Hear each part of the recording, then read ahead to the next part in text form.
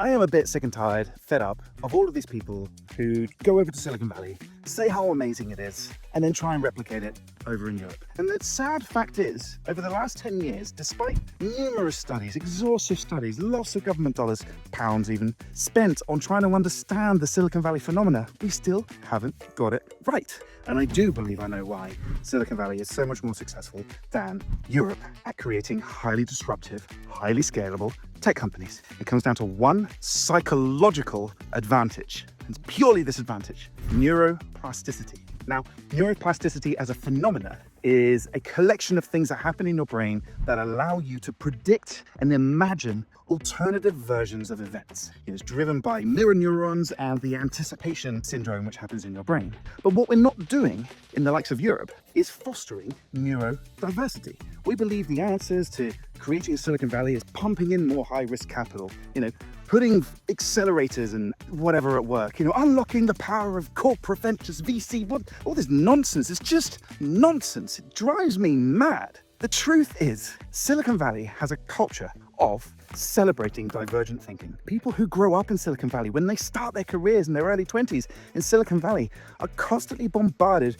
with completely different ways of doing things. And that's not just as straightforward as business. It is diverse sports and hobbies. It is diverse forms of education. It's the going around and speaking lots of different languages at once. Whatever makes your brain neuroplastic, and there are so many techniques to make your brain more neuroplastic, that incredible level of neuroplasticity in Silicon Valley allows those who can back high-risk, high-return ideas to predict various outcomes and be convinced of them, because it's their own thinking. It's not the thinking of the founder pitching them. It is their own mental model constructing a future where their investment makes a return. Now, to be neurodiverse is fairly straightforward. You need to have a practice of trying to engage with as many different, difficult things as you can.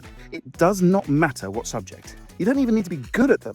You just need to be engaged in them. So for example, if you spend most of your days at work and all you're doing is using Google Sheets and sending emails, you're not really flexing those neuroplastic muscles. You want to basically wake up and say, I'm gonna go for a run. And while I'm running, I'm gonna go on my phone and play chess as long as I don't get hit by a car. And then when I get home, I'm gonna make my breakfast with my left hand because I'm right-handed. I'm gonna make it with my left hand.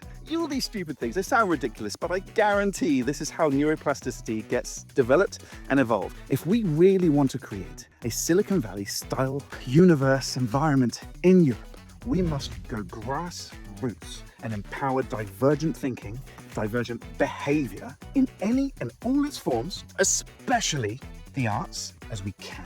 That is the only way you can compete with Silicon Valley.